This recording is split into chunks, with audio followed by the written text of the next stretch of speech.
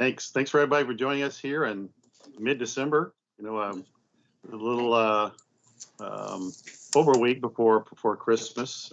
Once again, I appreciate those that are in our Teams meeting, and also those that are joining us by our CATS partners and our cooperators by YouTube. So thanks once again for joining us. You saw the agenda I sent out this morning, along with the Go Soapbox questions. I believe those are up, and you can go ahead and start putting those in place. But we're going to give you the sequence that we're going to go through.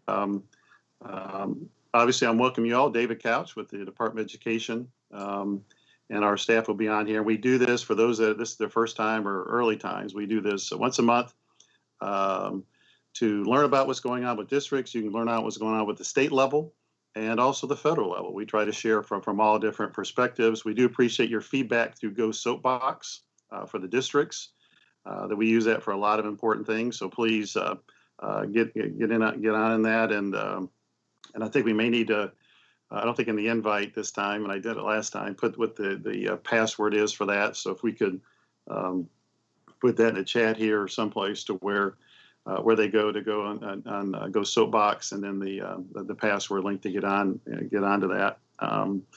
We're going to hear some feedback from two of our districts. As most of you know, we usually are at a district site when we have our monthly webcast to get some feedback what's going on with that district, but also allow that district to answer our questions and questions from districts about how they're approaching things within that organization.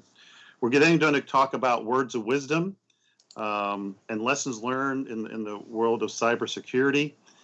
We've had a couple of different organizations last week that want to make sure K-12 was aware of some important things related to cybersecurity, and that's FBI and the Federal Cybersecurity Infrastructure Security Agency, Kentucky Homeland Security.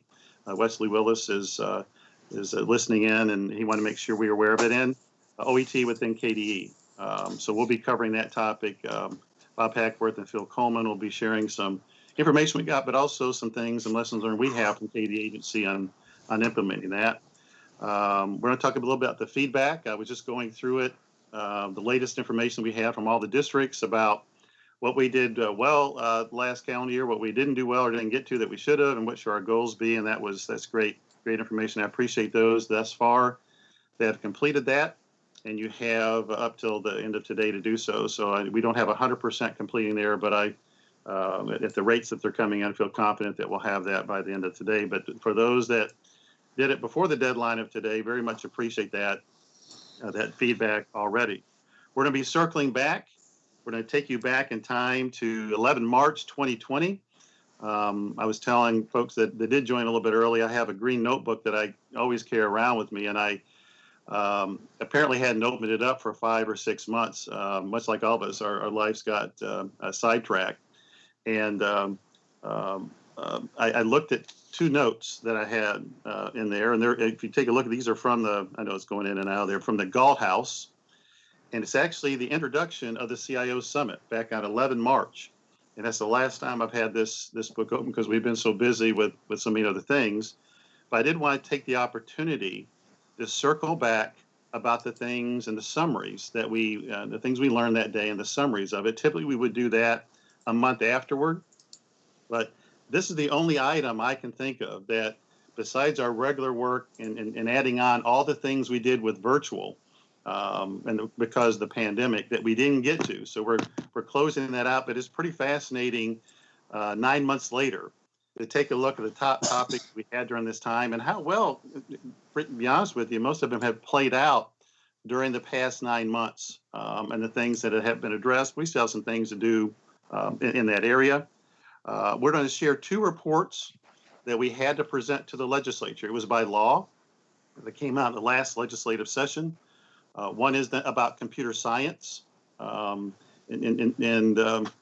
percentage of you are heavily involved with that, not heavily involved with that, but we're all involved with technology in some way. So I thought it'd be of interest. And also with the foster care system, an improvement of the records transfer to try to find out maybe what was causing it to take longer than it should, and what could the areas that could be improved on. And then Dee Dee Conner will take us through some things with Infinite Campus and the school report card. And I'll give a chance for anyone else that has topics they want to make sure we hit on. Like I say, we have some Go Soapbox questions that'll bring some of those on. But once again, thanks for those that have joined us.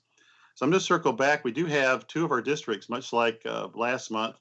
They shared some, I would say, words of wisdom, how things have played out from their perspective of what's gone well, what could be areas that didn't go so well that we all can learn from, and some goals from the upcoming year. And just like I say, words of wisdom from Rusty Back and Murray Independent, John Seiler of Whitley County. So and then we'll talk about some of the latest heartbeat data that we have. So Chuck, I didn't mention this ahead of time, just to talk about the latest December collection of the data that we have and the latest tool that we put out based upon district's feedback. But first of all, I'll turn it over to Rusty Back and at Murray Independent. So Rusty, thanks for joining us this morning.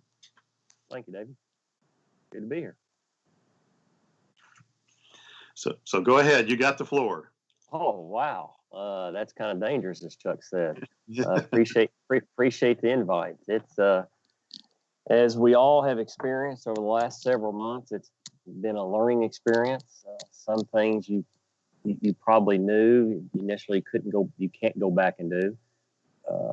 Wish I could have put my Chromebook order in on March 11th at Kisti of last year, for sure. We just recently got those in, though, and after Christmas, first of the year, we'll be distributing 1,071. We have about 1,650 students, but we bought new ones for our entire 7th through 12th, also 4th grade and 2nd grade, and using existing ones that we already have, and we'll be a one-to-one. So when this pandemic hit there in the spring, we didn't give out every single Chromebook that we had. We probably had 1,100 or so at that time. Many students had a device at home. Parents allowed them to use them.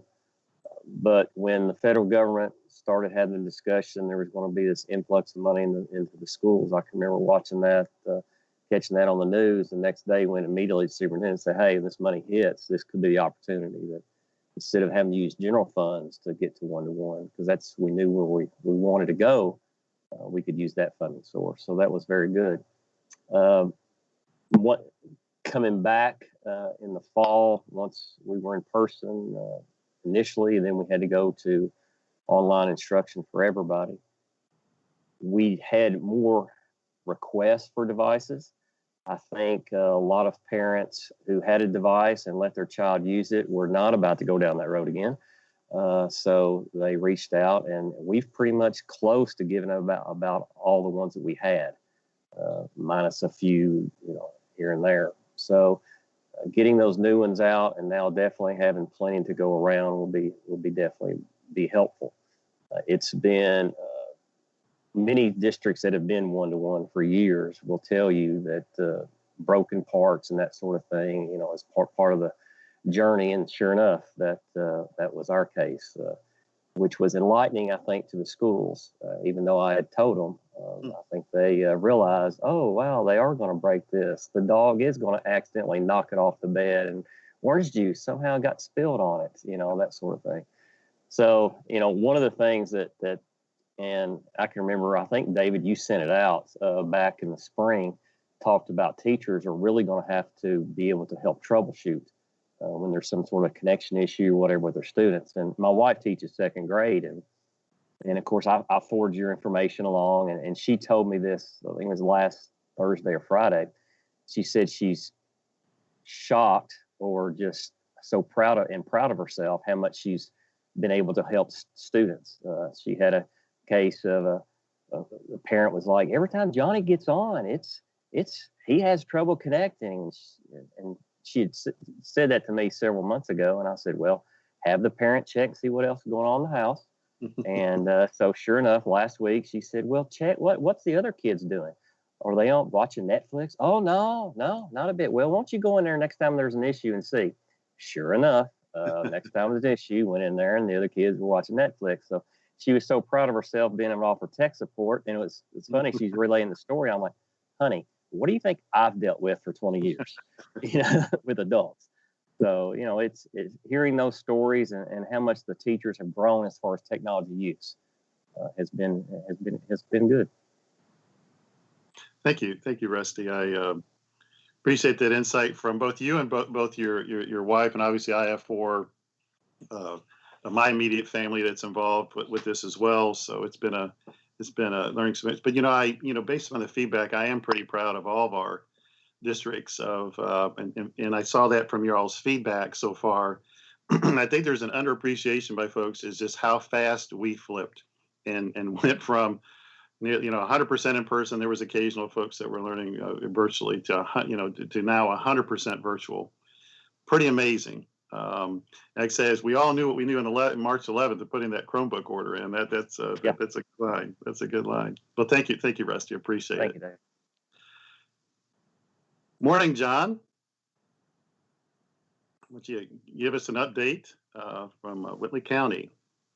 Absolutely. Happy to be here. And first of all, I want to say thank you to you and your department up there, David, for all the support that you give all the different school districts across the state. And I think it's never been more evident than the need for your department and that support since last March. I heard someone say how quick the page has turned, and who would have thought,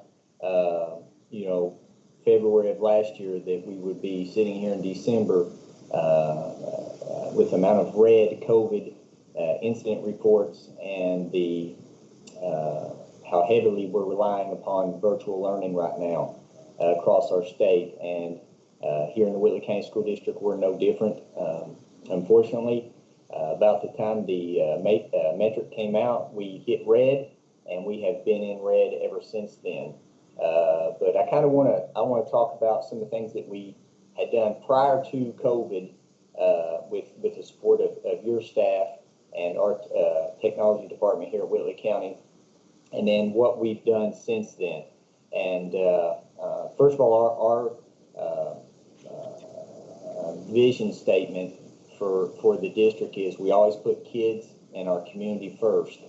And about 4 years ago, our tech department and our two biggest schools in the district, which Whitley County High School and Whitley County Middle School, started a one-to-one initiative with Chromebooks.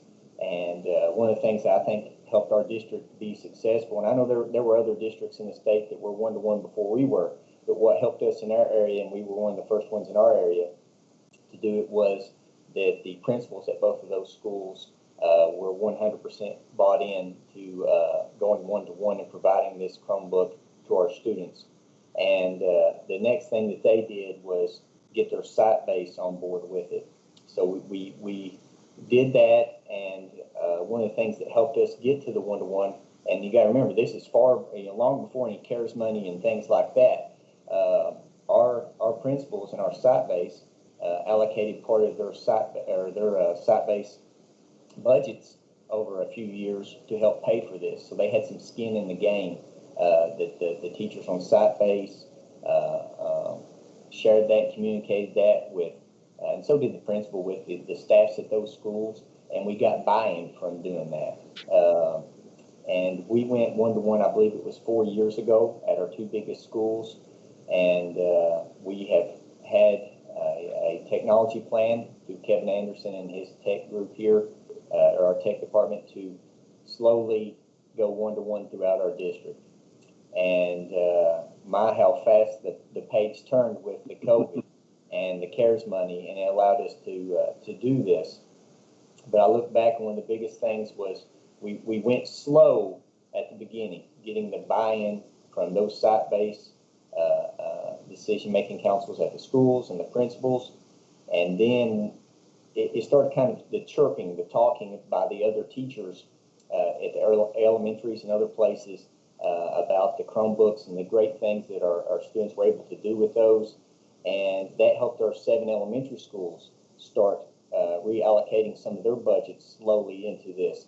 And before COVID hit, and I'm talking about a 3-year span from when we first went one-to-one at our middle school and high school till COVID hit, some of our elementaries had slowly started shifting their site-based allocation instructional money to so much each year to buying Chromebooks. So we had at a couple of our elementaries, I think it was 2 out of the 7, were almost 1-to-1 before COVID hit. But whenever COVID hit, we saw this opportunity and we ordered our Chromebooks, and with the work that had already been done prior to COVID, when we opened school up virtually August 26th, I believe it was, of this year, we were a 1-to-1 district, and I'm very proud of that. I know our tech department, Kevin Anderson and his group are, and it really allowed us to move at the speed of what this pandemic was moving. Last spring, I think, I speak for a lot of school districts, if they weren't 1-to-1, and even if they were, they probably were not heavily vested to continue instruction at the level that they had prior to COVID. And I know we did that. The NTI packets, we had to rely on way too heavily for that. We just were not prepared. And come end of August, compared to where we were in March, it was unbelievable how much our district had grown virtually. And a couple of things that helped us be successful there I've spoke about as far as the purchase of Chromebooks.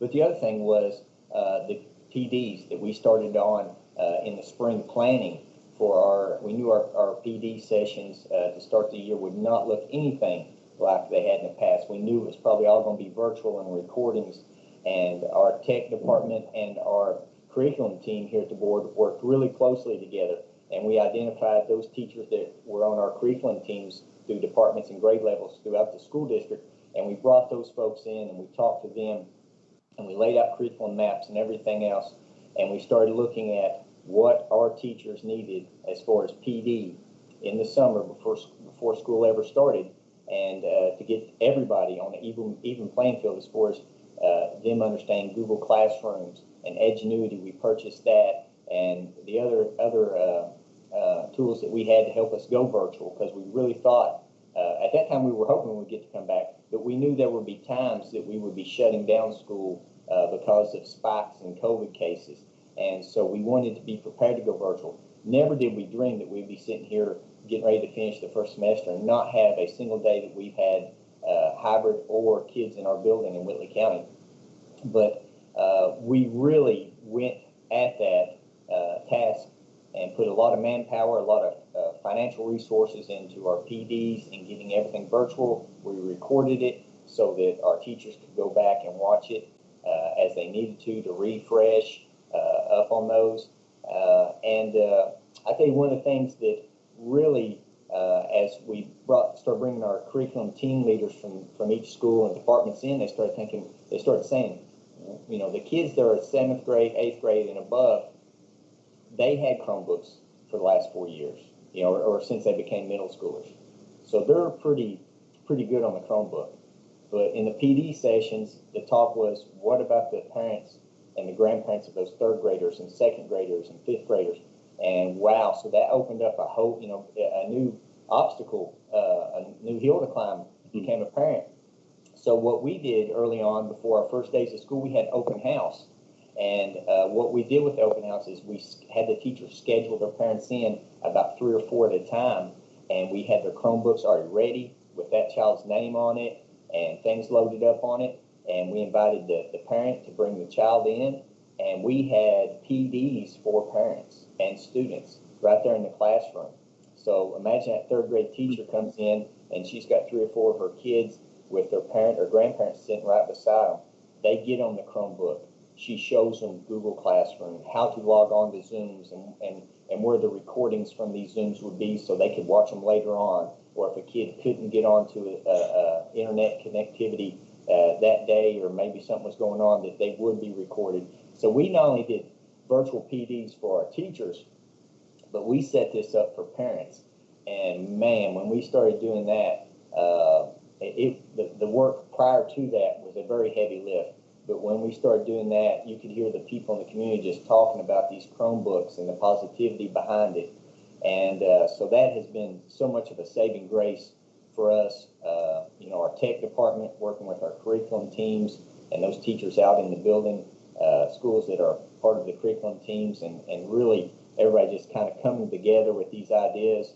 And so we felt really good about that. One of the other things we have had to tackle where we live, it's a rural area, southeastern Kentucky. We have about 4,200 students, and they are spread out everywhere from right here in town all the way to where there is no internet. So some of the things, other obstacles we saw where kids wanted the Chromebooks and the parents wanted the Chromebooks, even if they couldn't connect to the internet. So what we have done is we have been loading on jump drives lessons and even recordings. We have teachers that are coming in and recording lessons, and then we're downloading them onto this jump drive with the assignments. And each week, those parents will come and drop off a jump drive and pick up their child's next week of assignments. So we've been doing things like that. I'm trying to look back here at some of the notes that we've done, and it's just, here lately, one of the great things we've been doing is early on we started with our last mile money, we started equipping some vehicles with the Verizon hotspots and different things. I think the other one's Appalachian Wireless, and trying to put those out in the community. And also at that same time, we did a boost to our Wi-Fi. Kevin and his tech department went to the schools, and we boosted the Wi-Fi capability to where, and we advertised it through our Facebook and through our all calls to our parents and students that at all of our schools, they could just pull up and jump onto the Wi-Fi with their Chromebooks. So you have a child that lives in the area, the district of Whitley East Elementary, which is far east of Winsburg, almost in the Bell Counties where that elementary school is. Those kids don't have to drive the 14 miles down that road to campus. It's about 15 miles. If they live 3 or 4 miles close, towards the elementary school there, they can just drive there and jump on the Wi-Fi, download assignments, watch videos, and never have to get out of the car, just sit there in the parking lot. And we've seen that be successful. And what we've really started doing here lately, last probably 4 weeks, is we have partnered up with Verizon. They've given us a pretty good deal on the hotspots, and so has Appalachian Wireless. And we are trying to put those into students' homes. And we have had great success with that. And again, what we did was we sent out surveys, and we found out the students that did not have reliable internet. And then what we did, we really fleshed that data down or out and got the households, not by student, we went by household, by address. And what we found was that of the 500 and something kids that didn't have reliable internet, we had it down to about 310 households. So we have targeted those with hotspots. So that's some of the things that we've been doing here, and this thing continues to evolve, and we're finding new, better ways, more efficient ways to get to our kids, reach our kids virtually. The teachers have really become proficient in this, and we couldn't do it again without our tech department and their support that they receive from you folks. I know at our middle school, long before COVID, some of your group was there training our tech department, some of our curriculum team members in Google Classroom a year and a half ago. And man, how valuable has that been? And yeah, we got a lot of good things going on. But I will say I cannot wait to get kids this vaccine to come to this community, and we get kids back in the building. We've definitely done the best that we can with it. You've done. I appreciate that whole long view that you've had. You may need to mute me on your side, John. Yeah, that view from, and it was good for our staff to hear that. It doesn't work directly with districts, but just all the different moving components that we all had to put in place, and going from parents to grandparents, bringing them to the side, and even as you say, is you had a pretty good run and go on the one-to-one, but the amount of work it was to take to switch to 100% virtual, and you did some pretty good pre-planning with digital learning team, getting the teachers on board with that. I saw from some been looking at the feedback from all the districts to where, and this will happen. The thing, as I've told you before, my proudest time in all my working career including when I was an Army officer, is the past 9 months, because it took 28 years to do the 9 months fairly well, but also the way people reacted and have responded over the past 9 months. And what we did in the technology field, we provided a viable option, not a 100% perfect, because there's that crowd that says, but it wasn't 100% perfect. And that the 100% perfect crowd always is bothersome to me. Nothing with this was going to be 100% perfect, but and you have teachers, which I think for the most part with my family has done an outstanding job adapting to this and maximizing it. But you'll hear from X%, a smaller percent that fuss and complain and diminishes overall. But my hats off to Whitley County and Murray Independent, all the districts. But I appreciate you sharing those words of wisdom and insight to us this morning. Chuck, I would like for you to next to update us. As most of you know, we do our digital readiness survey. It takes a snapshot up to July, but because of this tremendous emphasis on virtual during this past year, we've had 2 data elements that we've been tracking, and we track it monthly. And so we just released our newest version of our digital readiness, but we're updating 2 data elements in that one. I believe it's 2. Are we updating both the home internet access, or are we just doing maybe it's just the internet access beyond the school campus is the one just beyond school campus, Dave. So okay. So that's a data element that we took a snapshot in time, but we're also tracking what number of computers and devices have come in since, because I got to tell you from my seat is it's a question I get 2 or 3 times. I want to say a day. It feels like a day, but it may be a week from some folks that they're trying to make really important decisions and understanding about what we have and don't have, and so that information is really important to us. So Chuck, give us an update on what we have in December. Absolutely, David. So first of all, hats off to John, Rusty, and all the EdTech leaders we've got online today, because you guys have literally implemented superhuman efforts, okay, to close this gap of access. And I'm going to continue to emphasize, David, and I know you do too, and we strongly feel this way, that it should never solely be the responsibility of K-12, all right, to be that tip of the spear. And David, I'm coining a phrase that you sent out earlier in the year of solving internet access away from the school campus. But I am continually just blown away and amazed at the level of effort that our school districts have undergone themselves to make sure that every student has that fighting chance. So as you mentioned, and Marty, if you can, try and bring up, a visual that I can speak from. I've got a copy of it myself, but I know you've got it queued up for everyone. And what you'll notice to me is just astounding. And David, you're right. This is something we continue to track on a monthly basis, but we're literally down to, just a little over 2% of our students that don't have some degree of access away from the school campus. All right. And that's just phenomenal. I mean, it really, really is. And when you look at devices, just a 1.6% of students at this point in time that aren't packing around a device. And there's some great conversation going on just right now over in Go Soapbox about not only the successes that districts have had fielding devices, but as we've all spoken to, David, since the beginning of KETS, some of the challenges we're going to have moving forward at sustaining that. I'm sorry, I misspoke. Marty, did you just put up a different sheet? Yeah, it is a different sheet. There we go. There we go. Yeah. So that was the previous month, and so we're trying to okay. Yeah, you're showing the increase. But obviously, as we fielded all of these devices to students, there's always going to be the ongoing conversations and challenges about sustainment, replacement, and David, that's just a really good dialogue right now that's occurring on Go Soapbox. But this is something we're going to continue to track. I mean, obviously, as you guys can see from the infographic, there's been an additional 112,000 devices, all right, that have been added to Kentucky K-12. We've still got almost 59,000 that we're still waiting on delivery for. So we're doing everything in our power. And when I say we, I'm talking about between Katie, the agency, and our school district customers to close that gap. So I just want to tip my hat to everybody, John, Rusty, everybody on the call today that's just doing superhuman efforts to solve that problem.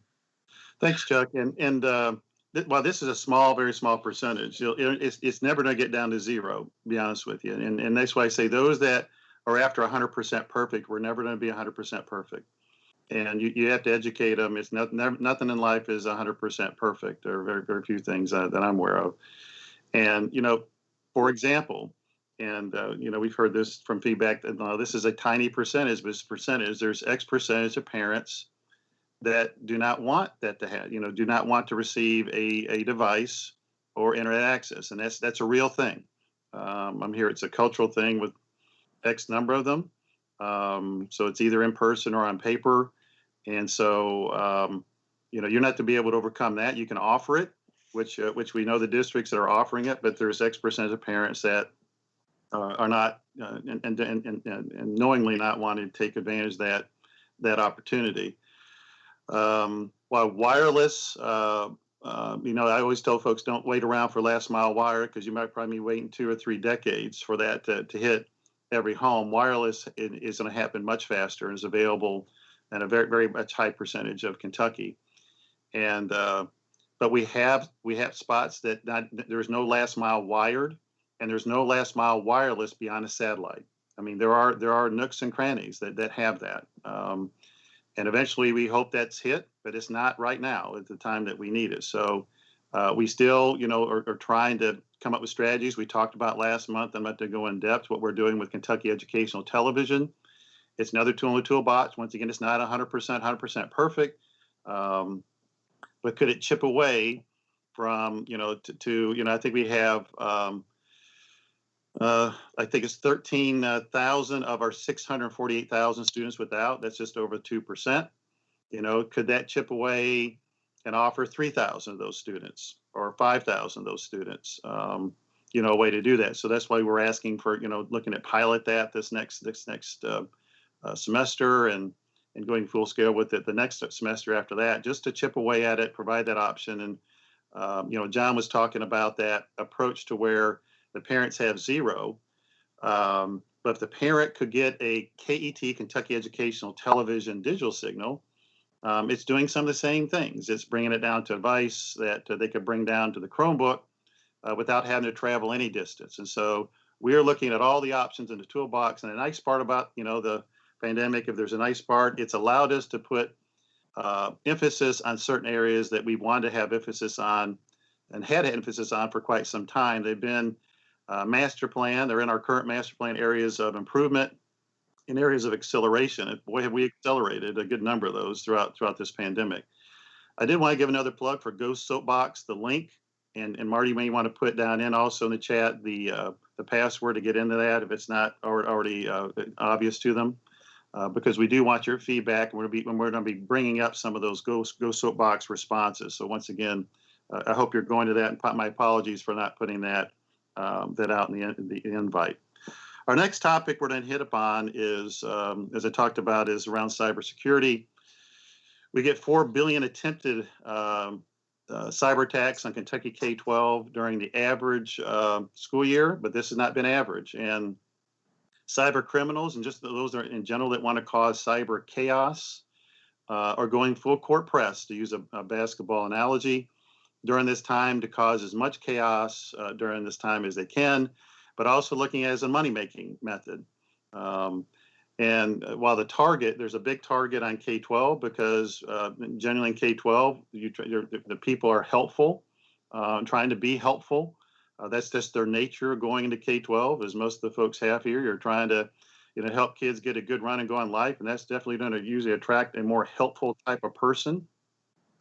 And so, they're taking advantage of some of that good nature, these cyber criminals are. So, we've had incidents across the United States to where, and this is what got on the radar screen, is the ransomware. And it's caused some pretty high level. The CISA organization I mentioned before, the FBI, the Kentucky Homeland Security, wants to make sure that all folks are aware of it. Bob Hackworth, who is our cybersecurity and cyber safety officer for Kentucky K-12, had already commented on that to me. I wanted to give Bob and also Phil Coleman to share some of the things we've done in KD agency to take I don't like to use the words take advantage, but take advantage of this crisis, meaning we've been able to radar screen of folks like we've never been able to before, because of the crisis and take security much more serious. So, Bob, I'm going to turn it over to you and Phil to talk about this next topic. Thanks a lot, David. And back to something you said a little earlier, in that nothing's 100% perfect. I do want to say that my daughter, I believe she's 100% perfect, but she's not a teenager yet. So we'll kind of see how that goes. Anyone with advice, I'll take advice anytime you've got it. But, I definitely appreciate the opportunity to speak with folks. Good morning, everyone, and welcome again to Wes Willis of Kentucky Homeland Security. I'm glad that you're able to be here today. And I really appreciate, again, everyone has thanked all of our partners out in the districts. I really appreciate everything that you all have done around cybersecurity throughout this whole thing, because not only have we been implementing a lot of changes and a lot of new devices, but we've also been thinking about security. And I know you have, because I've been getting lots of questions as we've been doing this, and people have been emailing me and calling me.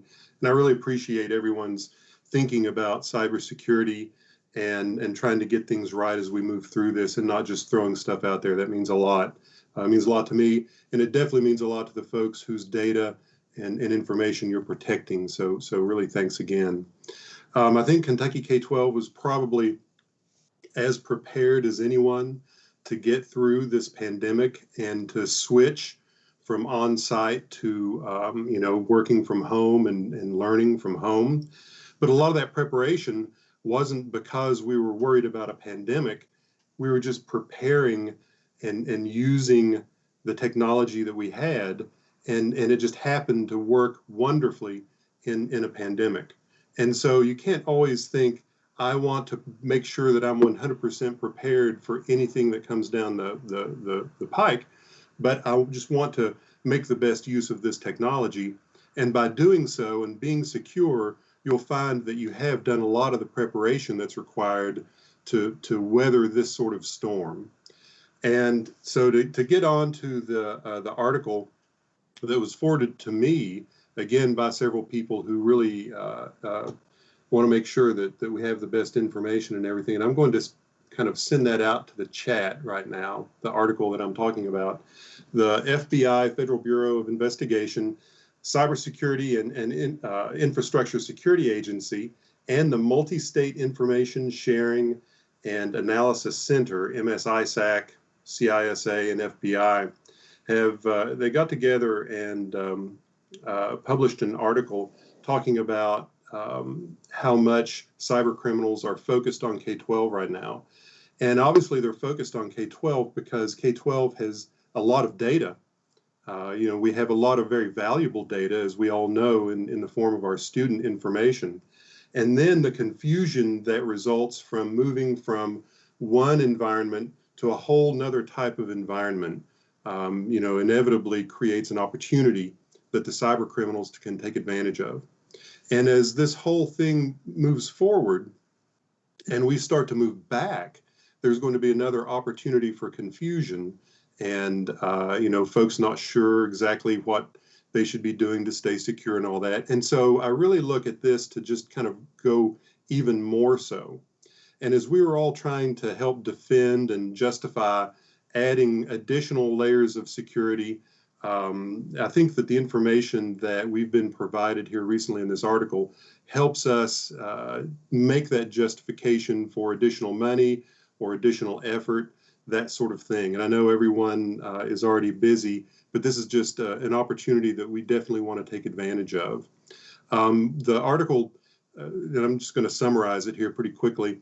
Ransomware, malware, and DDoS attacks are like the biggest issues that K-12 is facing across the nation.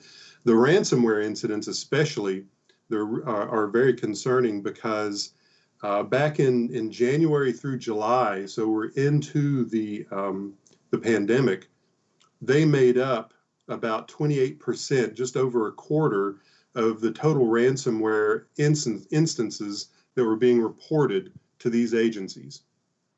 And then later on in August and September, that jumped from a quarter to over half of the ransomware incidences. So in the space of just a couple of months, K-12's piece of that pie just went huge. And so I think that's something that we all need to be cognizant of.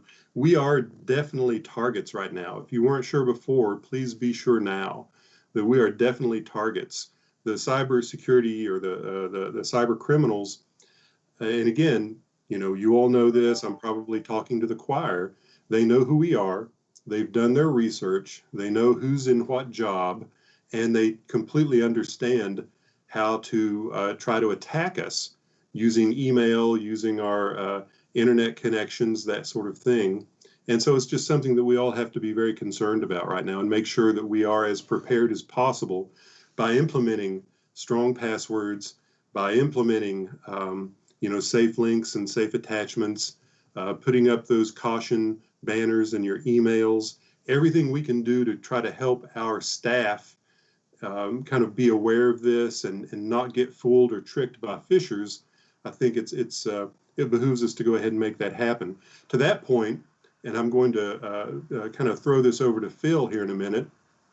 I'm really excited that throughout this pandemic, KDE implemented a lot of security initiatives, including the stronger passwords. And I think that has made KDE a lot stronger. And for those districts who've implemented that stuff, I really applaud you. I know there's no good time to do this sort of thing, especially during a pandemic, but it's still something that we want to try to move forward with. And with that, I'm going to go ahead and turn it over to Phil, unless there are questions. And obviously, you know how to get back in touch with questions. Thanks, Bob. This summer has been a summer that we had a few of these initiatives that we wanted to do, but we had never planned on doing all of these during the summer. And some of those, Bob's already mentioned, password upgrades for all of KDE, 100%. We just implemented password reset notice. This is something we'll talk about in a little bit more depth in just a minute. And we're about 75% done with that. Disk encryption. We realized that all of these Windows workstations were now in people's homes, and they weren't in the safety of the 300 building and behind our firewalls and those kinds of things. So we implemented disk encryption for 100% of our Windows environment. Safe links and safe attachments, and then the email banners that you probably see on a lot of emails that are coming to you that are not inside your organization. So all of those were really, really big security things that we were able to push forward this summer. And I'm not going to say it's because of COVID, because I don't want to give COVID credit for hardly anything except confusion and bad stuff. So, but because we were in the situation we were in, we were able to initiate these and complete these in a timely manner and in a good manner. So something about that list, I just want you to think about. Password upgrades, reset notice, safe links and safe attachments, email banners, and then the last one would be disk encryption. So I would say 4 out of 5 of those has nothing to do with the device that you're using. So it's agnostic as far as that goes. And it really has nothing to do with where that device is. It can be on your network. It can be in the parking lot. It can be in a McDonald's or at a student's or teacher's home.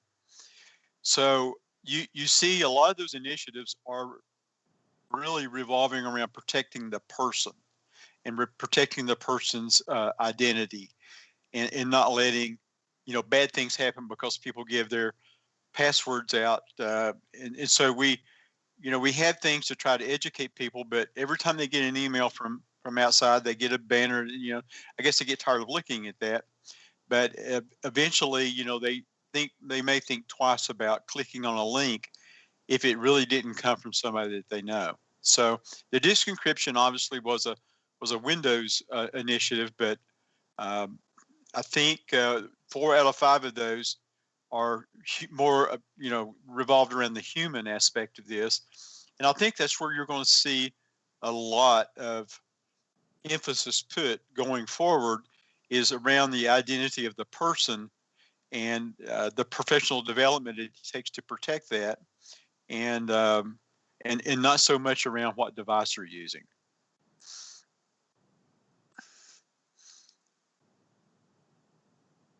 So I think we have a Go Soapbox question on the reset notification. As you well know, I think that's question number anybody, 2 for those that want to. Somebody yeah, can bring that number up. 2. Question 2. Yeah. Okay, there you go. So as you probably know, Windows does a terrible job at notifying people that their passwords have expired. And if they're using an iPad or a Chromebook, they don't get any notification at all. So for passwords that are expiring, we felt like it was necessary for us to provide a little bit more notification to people, especially if they are remote and working from their homes and things like that. So we were able to do that this summer, and we have that that we can package up and help school districts do the same thing. So, we have a couple of ways we could do that. We could, kind of implement something, from a statewide perspective, and it would all kind of look the same. Or we can give districts the ability to customize the language that's in that also. So that's one security initiative that we can hopefully pass on to school districts if they need that. And really, this one came about after we implemented the password upgrade policy, which was 15 characters or more, and but it didn't expire, and it had a 180-day life, so it's a 6 months lifespan. So we felt like in 6 months people would forget when their passwords were ready to expire, and we didn't want them to be caught at home and working at night and not be able to get a hold of someone on our service desk to help them reset their password. So that was important, a part of our whole security package. And Phil, I think it's important to note that that's one of the efforts that we really feel like gives people a better day. It increases security, Sure. but it actually also helps people take more responsibility for themselves and whether, no matter what device you're using, whether it's a phone, a tablet, a Chromebook, a Macintosh, or a Windows device, getting a timely notification that your password is about to expire is pretty key. And we actually learned about it from some districts who had actually already been doing it. And they were kind enough to share the script that they were using with us, which we kind of customized to make a very potentially generic script, and one right now just for KDE. But we would be able to turn a very generic, uncustomizable script on for all of Kentucky. But if districts wanted to customize one for themselves, we could hand them the script and say, go to it, and let that work. And I think that getting that information from a trusted source that your password is about to expire is very important. It's also very important to make sure that your letter doesn't look like a fish, because that's just the sort of thing that a phisher would do, that a cyber criminal would do. Say, hey, your password's about to expire, click this link to change it, for example. So a lot of thought has to be put into that, which is one of the reasons our email version of that is so generic looking, to try to get around that issue. I would like to jump in here with, much like you all within your district, I'm the CIO of KD Agency. And so, a lot of things we try to do is it's eating your own dog food or drinking your own champagne. We've been able to use this as a way to both implement better security, make it a better experience, but also educate them. So just like, we're in the process of, you have to update your passwords for your staff. You do it, every X amount of months.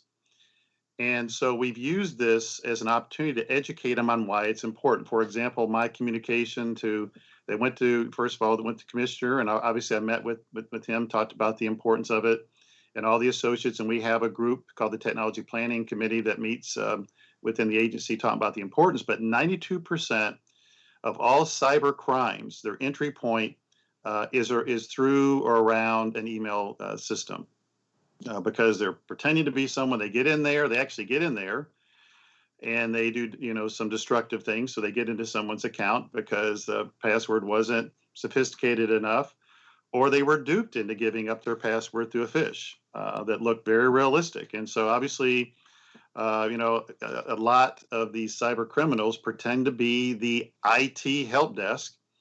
And so we use this as an opportunity for the agency to say, listen, yeah, passwords are coming up, having to be changed for certain parts of our organization, not all at the same time.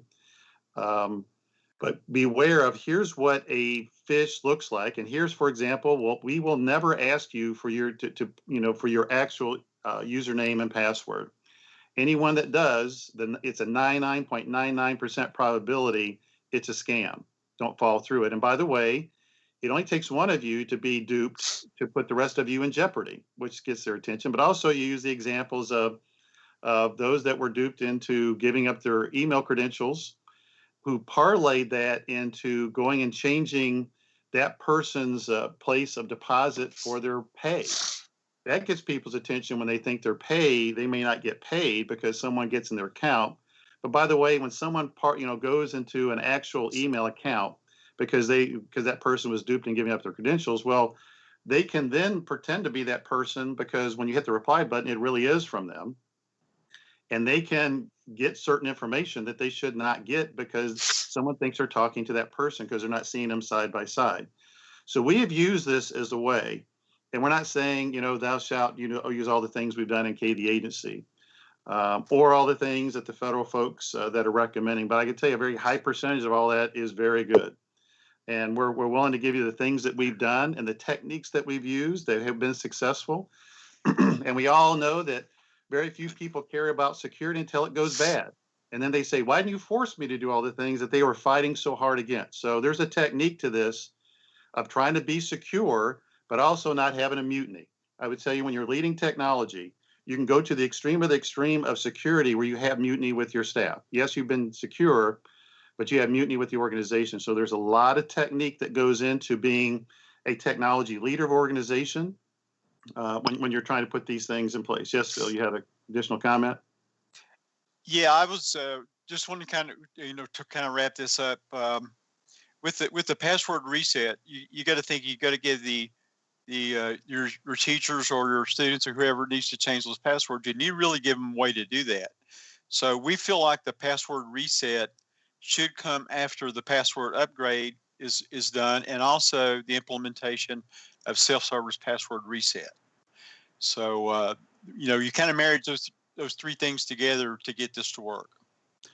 I think we had a to-do that we pushed back that we were talking about yesterday about the passwords. And so, this summer, I think they were supposed to be, all the districts were to switch over. Obviously, we're in the middle of a pandemic. So you all have, whatever we can do to help you leverage that within your district, because the risk you take now, when you have organizations like, the FBI and CISA and Homeland Security saying, hey, listen, there are full-fledged cyber attacks specifically targeting K-12, even though we've said it. They're specifically targeting K-12. If there's any time to try to get something on the radar screen of importance, this is the time. So if you need anything from us to help you try to make that case, and why there's no 100% convenient time to do that, but you are at tremendous risk if you haven't done certain security things that have been recommended for a while, especially if it goes bad. And folks are saying, well, why didn't you do them? Because that's when they start really questioning it. So I really do encourage you to talk with your superintendent directly, ideally face-to-face or voice-to-voice, virtually, whatever which way you do that directly.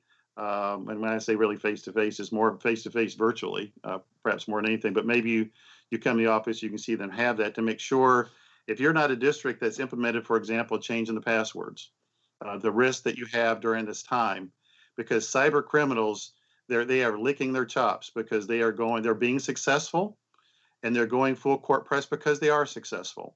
And so anything that you can do to make it more difficult, while nothing's 100% perfect, is you need to take a look at. So Bob, I'm going to ask you to share the document that's been shared with us through our field staff, to share that out with our districts. But anything that you need to have a conversation with your superintendent of passwords in particular, but the other types of things, you don't have to use the exact things that we're using, but they just make it just a little bit different. Just like, just this little warning label that comes up, for the email for our staff. It helps them understand, well, someone may be pretending to be one of our staff members, but it's really not, because they got this little label that says this came from outside our organization.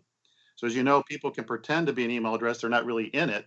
So it does help us little bit by little bit chunk away at these cyber criminals that are being very successful. But Bob and Phil, I appreciate you, discussing this topic, and we'll share a little bit more with you going forward. And I appreciate. I've looked at the comments. Looks like we have a lot of districts that have responded about the things they've done to try to address those items that we're recommending in that discussion question that you had, Phil. So let's circle back to 11 March 2020. As I said, this is a lot of things have happened in between that time. But I do want our staff that was involved, and what we do is we'll send you this summary, but at a very quick level, the key points of the 4 areas that we have identified to be discussed, and that were discussed that day way back in March, and our takeaways from it. So I'm going to go back to that time frame. The first item we had was we called tying them all together, the interoperability between all the different systems that we have. And I would probably have to say of the 4 items we're discussing, this item probably has not been addressed as much as the other 3, but it will still remain a priority. So I think, Dee Dee, I know you led this topic, but Chuck, you wrote up the summary of it. So what words of wisdom you have on this particular topic that we can share? Well, word of wisdom number 1, it's a huge topic. It's a complex topic. And I would say that every one of our EdTech leaders out there can absolutely associate with that. As we've just finished discussing, and it's so timely, David, this pandemic has unveiled more than ever the necessity to ensure that all of our users, students, staff, and teachers, have secure access to resources they have both in the cloud and at school, from wherever they're at with whatever device they've got. Now, that kind of lays a roadmap of where we need to go as an enterprise. And when you start to break that conversation down, and we've got this from our feedback a year ago, our end of year feedback, as well as what we heard while at the summit, is there's 2 points of frustration associated with this topic: tying them together, interoperability, integration, identity. I'm going to throw that one out there. From an end user's perspective, there's always the frustration of, I have multiple accounts to access stuff, multiple password policies I have to remember, and that's frustrating. And it's insecure, and I think folks would understand why. Additionally, and we all understand why this is, because there's a bunch of technology goo behind the scenes that we're not going to talk about today, but we're going to spend a lot of time talking about in 2021. Users don't often get timely access when either adults are hired or students are enrolled because of some of the workflow processes behind the scenes between HR and the technology staff, or just the technology components themselves. So there's frustration from an end user's perspective. And as we've seen from you, there's a lot of frustration and headaches from our IT administrators, our technology administrators. The fact that we have to create multiple accounts in multiple places that we have to keep up with, that's a big deal, okay? That is the root cause of why we have, David, as you've mentioned, stale accounts over the years, okay?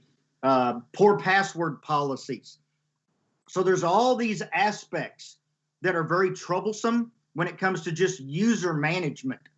So, long story short, our goal moving forward, and this is something I'm going to say over the next 3 to 5 years, we're going to go heads down on as an enterprise, is how do we establish that single, secure, cloud-based identity for everyone that allows them to have access to whatever they need from wherever they're at with whatever device they've got, all right? How do we implement the technologies, the out-of-the-box technologies, not custom things that we build? Because here's what I will tell you.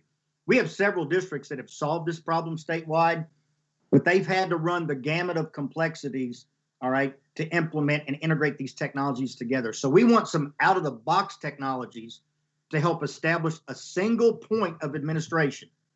One place that I can onboard, one place that I can offboard. As well as when I onboard that staff member or student, how does it get provisioned into everything they need access to? And at the end of the day, as Bob has talked about, Phil's talked about, you've identified today, David, how do we implement the necessary security technologies, processes, and standards to protect the end user's identity and data based on who they are and what they have access to, which is always a really important point. And last but not least, how do we implement some self-service technologies to help drive these efficiencies into the end user experience as well as our technology administrators? So these are all goals that we've identified. And Phil, you articulated this wonderfully, is how do we start to move the emphasis away from endpoint protection, which is a necessity, more toward identity protection. But more importantly, David, as we tie systems together, how do we make that connected experience for both the end users and our administrators behind the scenes, something that's efficient for K-12? Thank you, Chuck. Next item we had is the one I introduced. Yes. Before we go on, can I just mention one thing? I know we've got some, Chuck's covered the identity management, but there has been some interoperability successes. We've got a number of this that have even in the midst of a pandemic and everything else they have going on, have gone ahead and implemented SAML so they would have a single sign-on to multiple systems. And, and that's still an option for all of you all. We also have, the CARES Act funding allowed us to offer Infinite Campus, it's campus learning, which allowed for interoperability between Google and Infinite Campus for, some of you for the first time. So that has really been a huge step forward, along with online registration, allowing, that to become more of an efficient electronic process versus all the paper. So I think we have made some success and had some, been able to do some things in the interoperability area. But I agree that the ask for identity management, we haven't quite got there yet. Thank you, Dee Dee. And those were mentioned. I appreciate you jumping in and mentioning those, because it wasn't like we did zero. Is we did make progress, and those are identified when we got the feedback from the districts. I could see that they talked about those being really things that we did well in 2020. Next topic is one I introduced, and this has to do with one of our master plan areas of acceleration and improvement. And are we maximizing the investment that we have? There's a discussion here about the security that we have in place, but the portfolio of things that we have in place, is there something that you all do that makes sure that it is really being used and it's being maximized? And I suspect during this pandemic, as I was looking back through, and Marty's going to talk about the takeaways, is you've really taken a look at the things that have really made a difference and not made a difference. But Marty, I'll let you introduce some of you took a look at all the feedback from the tables, what you saw as the big takeaways, and I'll scroll down those. Thank you, David. And absolutely, this topic was well discussed at the table. We're looking at the summary, and I look back at my notes at this time, and David, unfortunately, my notes were not from a little tablet from the Galt House. They were from the UK hospital, as I was in the middle of having a baby at that time. So I missed the live discussion, but I tell you, it really put me in a great perspective to review all of the feedback from each and every table. So not only was the discussion worthy and abundant, but it was very well-rounded. So we got a lot of different perspectives from a lot of different districts on maximizing the effective uses of the technology. So not just implementing technologies for technology's sake, but our students and teachers actually using. And what a time for this, right? So this topic really springboarded us in through the pandemic to pivot, as we've mentioned many times.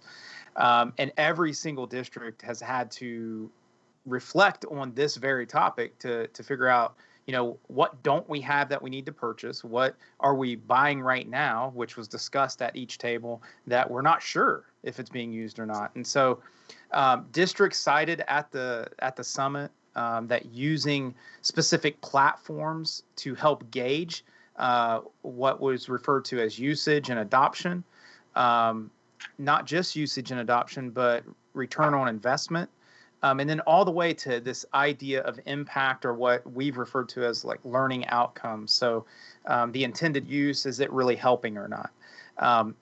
So using platforms mentioned were Bright Bites, Impact Tool, Learning Outcomes Tool, Clever, as a dashboard to gather basic usage and adoption on platforms that students are using. Catch On was used.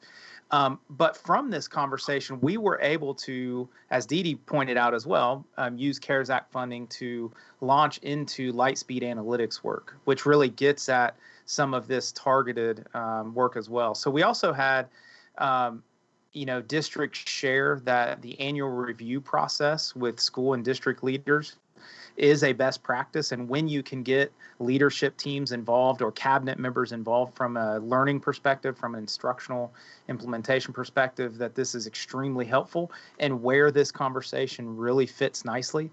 On the other side, all the way on the other side of the pendulum, districts shared at the summit that they reported not having this conversation, finds themselves in a very reactive mode where things are being bought and purchased on the fly, and the terms wild west was used more than once, and so we look at that spectrum of one end to the other and know that the truth is really driving towards the middle of and progression of all the way to understanding the uses.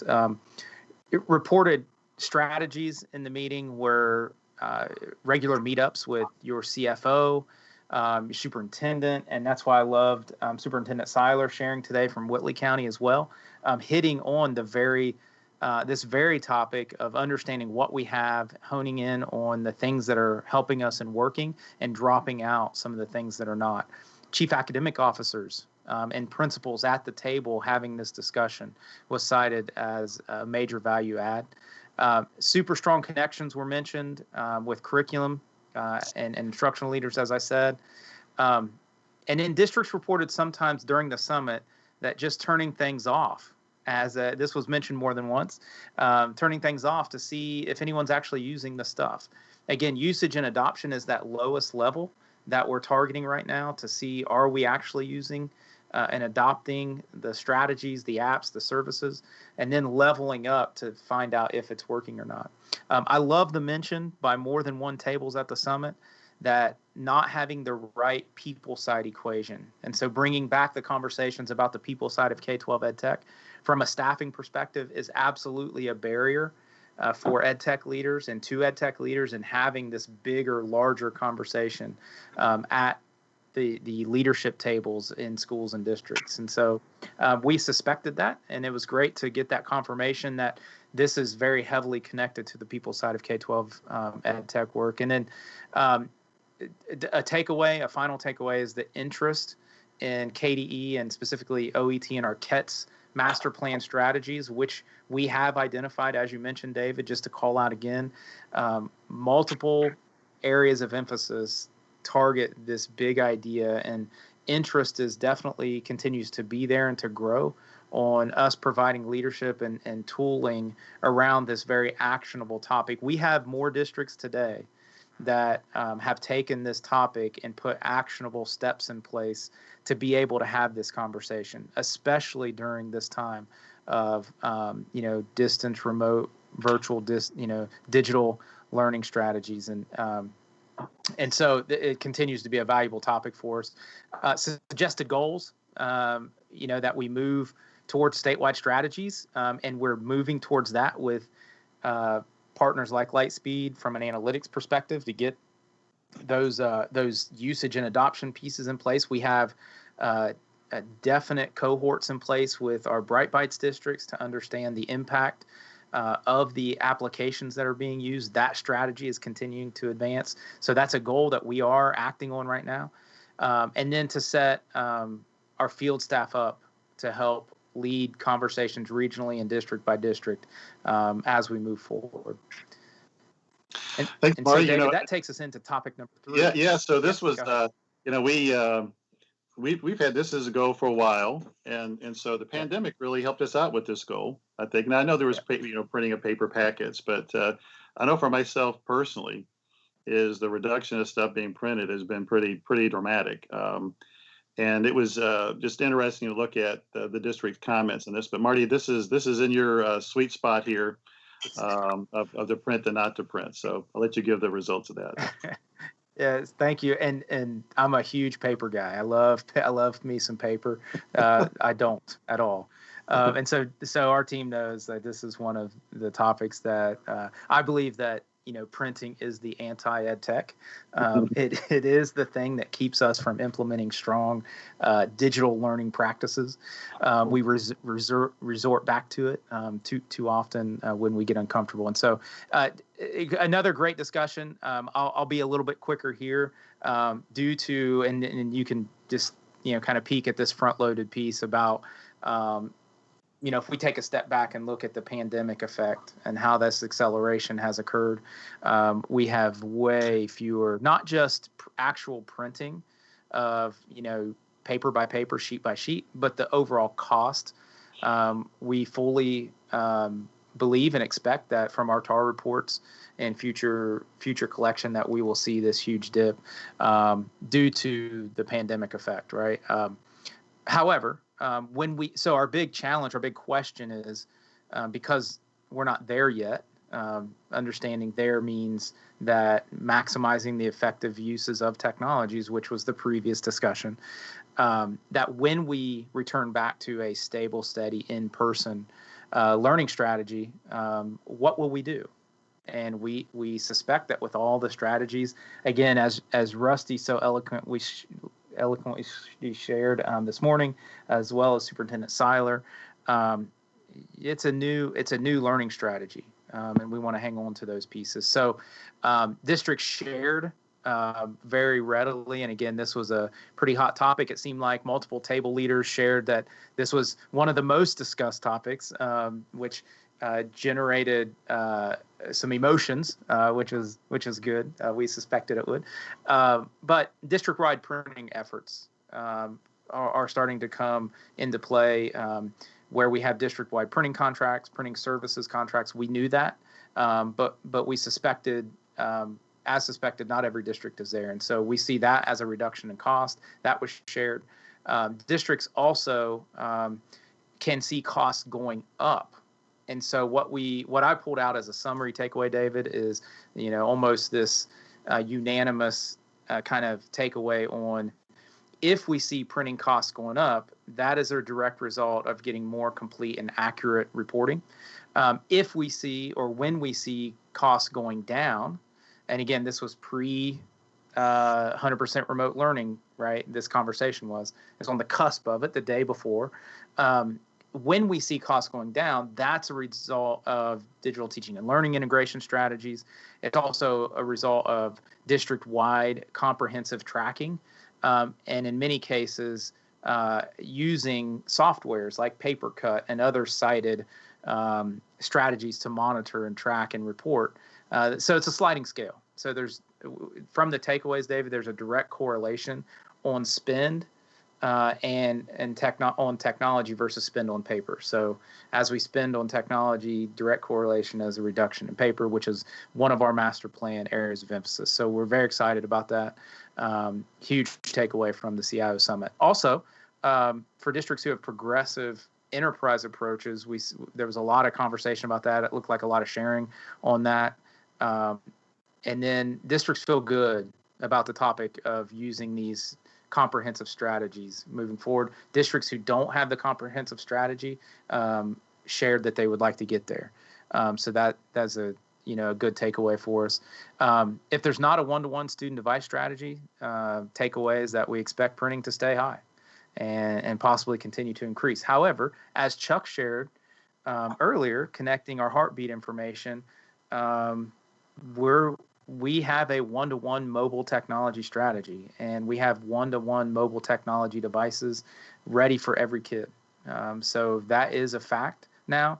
Now the question is, can we move the ratios more to implementation and learning? That's what we're all working for now. So two just real quick suggested goals to take away from: encourage use of district-wide tracking, best practices, example through softwares like PaperCut that was cited, and a few others were mentioned. for all printing. And also make sure and ensure, as districts shared at the summit, that all printing service purchases are running through district-wide spending and purchasing patterns through Munis. Again, encourage that work. Encourage district-wide printing service contracts. So instead of individual schools going out and doing their own thing, district-wide contracting. And some of our districts have shared at the summit how they were able to pull that off and how painful it was. I know Kermit Belcher has shared and last month mentioned on that, that is work that Jefferson County is engaged in as well. Not without pain, but is very valuable and very worth it. Continue to track line items through TAR report, and then also continue to drive this correlation between the technologies or digital devices and digital access and digital platforms, that correlation between reduced printing costs as stated in our master plan. Thank you, David. I hope that was a good summary and capture. Thank you. And ready for the next topic. The last one we had is, and really the time is telling us how well did that play off for you, is we were at this time really focused in on how's the digital health within the school campus, which is important, and also the cybersecurity and data privacy that you have in place, which has been a huge factor, obviously, during this time that we spent the early part of this webcast talking about it, because of all the cyber criminals super interested in it during this pandemic. I think Jody Rose introduced this topic, and I think Bob and Phil, I think, are going to talk about, they wrote the big takeaways from it. But Bob and Phil, I'll let you briefly hit up on these. I'll go ahead and get started, Bob. I think there's a couple things just to preface this whole discussion. And number one, all of the input was pre-COVID. And we know that during the last, several months and stuff, started, ending last year's school year, the summer, and then starting this school year, that the answers may be different or more enhanced due to COVID. So, and the second thing is your digital footprint in your large, even in your small school districts, is larger than any digital footprint likely in your whole county. There may be a couple exceptions of that, but in most counties in Kentucky, the school districts have the most sophisticated and the most comprehensive and the most widespread, networks, digital networks in the whole county. So, but I say that because a lot of the discussion from the summit was around, we really can't, it's hard for us, especially in rural Kentucky, to attract really good network people, and it's difficult to keep them. And we see that across the state. We see some school districts that obviously have one FTE to maintain their digital health, or they have a half of one to maintain their digital health. And not everybody has an army or the needed resources, as we've talked about that in the people side of EdTech, for a couple of years now. So some of the things that I got from this, the district networks are more sophisticated than ever before, and they're not only workstations, file servers, and printers, and I say the printers for Marty's sake, but it also includes Internet of Things, security systems, environmentals, HVAC, and those kinds of things. And then we had COVID come along, and now it includes hotspots and trying to get internet to the kids and putting internet in your parking lots, and just all kinds of new challenges. And I would bet, for the most part, you haven't gotten any more resources to manage those. I think there was an emphasis on the wireless network, that the wireless network was the most difficult piece to manage and to make sure that it was healthy. And it's kind of like a moving target, so we, especially if you're moving, access points around, or you got construction in your building or something like that. It's just, it's a more difficult to manage than a wired network. And, just to a real big emphasis on attracting and keeping talent.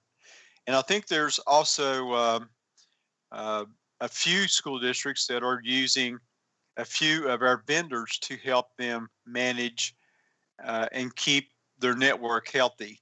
And I don't know that we have those specifically identified on contracts, but that may be something that we want to look at in the future, to have something that's more tangible on a contract to pick from to help districts do, some management of their networks, keeping those updated and making sure that that their digital footprint from a network perspective especially is very, very healthy. And then the second part of this discussion was for security. And I really, got the feeling from Jody's notes that there's a big emphasis on, no matter what you do in security, it's probably never enough to overcome the sticky note passwords stuck on people's monitors or under their keyboards.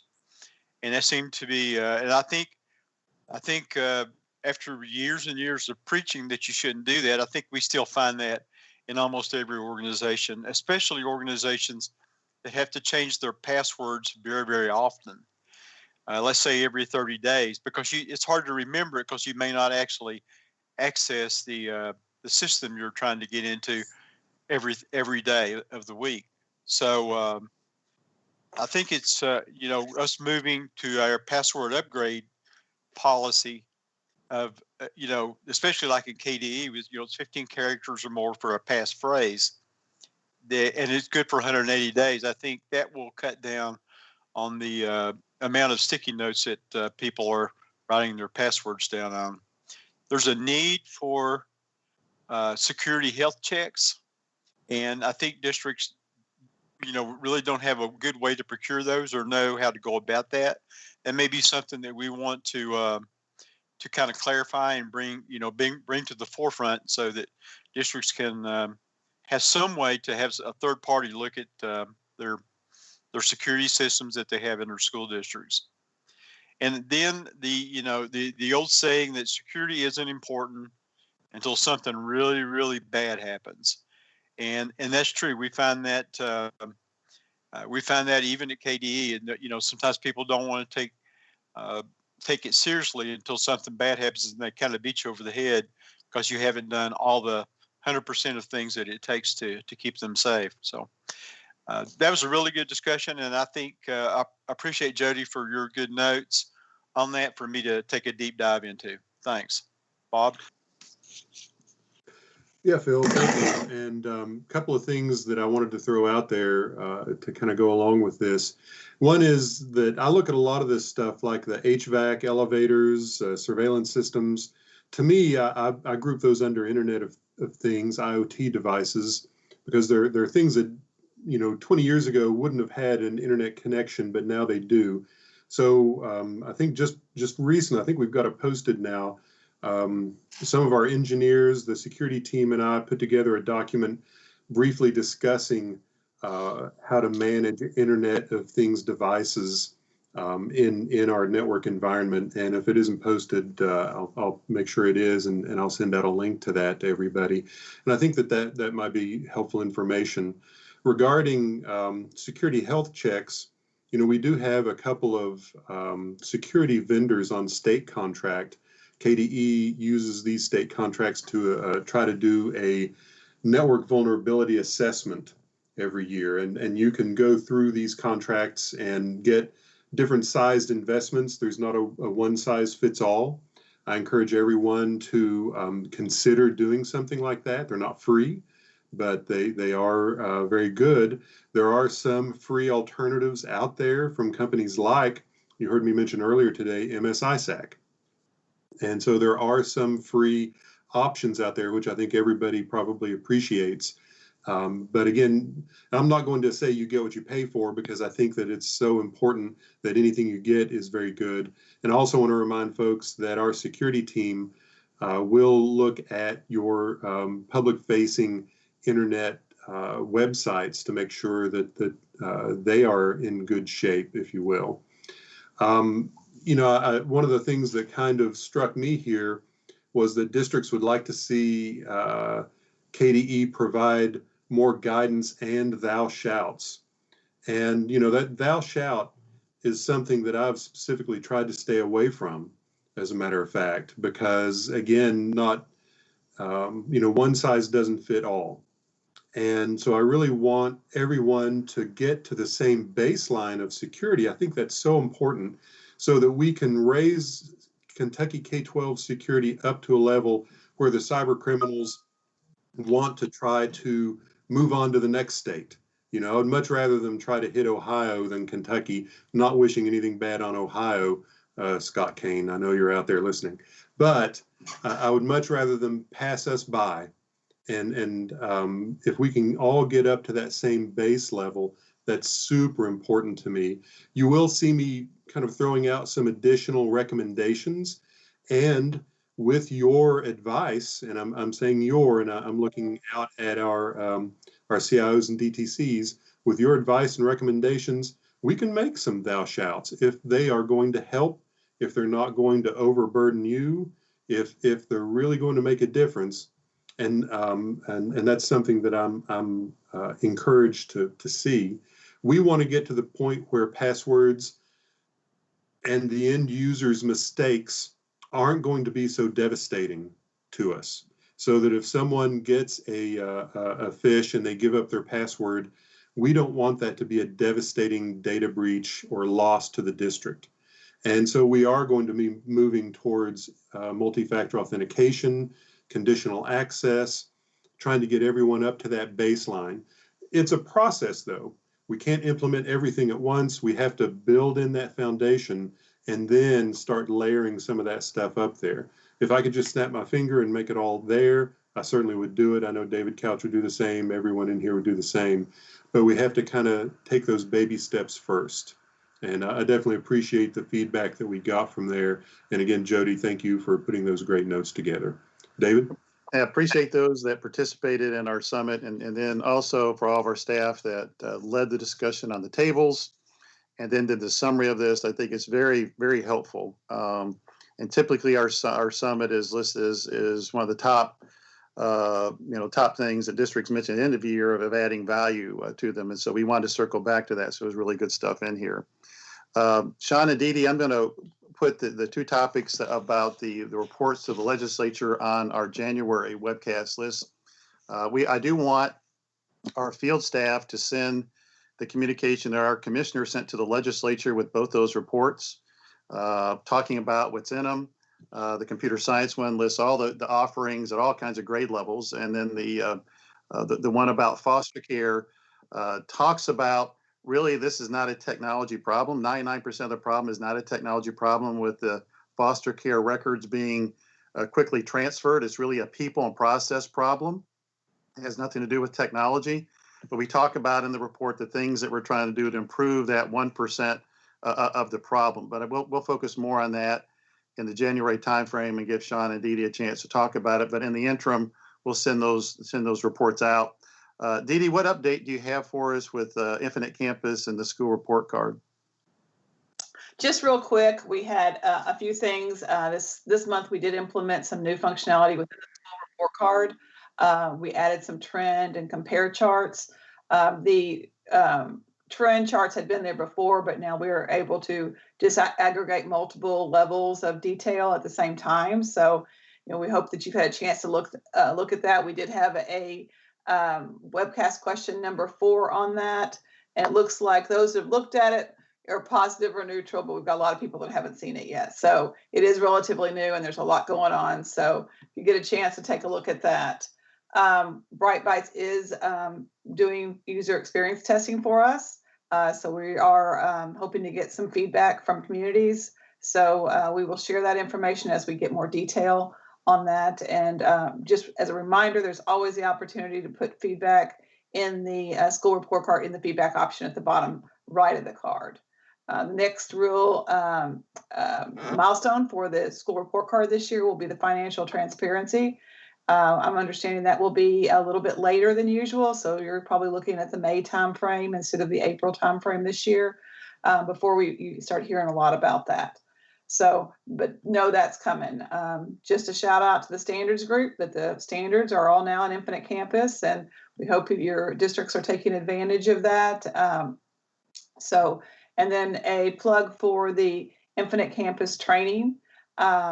We've got training coming up for mid-year training the first week of January. It's that Friday. So please help us spread the word on that. David mentioned the House Bill 312 earlier with the records transfer. We do have a district that's going to be participating and provide some helpful hints. So the way the training works is it's broken down by time slots, and we stay very strict to those time slots. So if you have folks at the school level that you feel like could take advantage, help us let them know about that training. Also, I think there's going to be some training on e-transcripts from Parchment. So if you have high school counselors that could take advantage of that, help spread that word too. They'll be coming out this next week.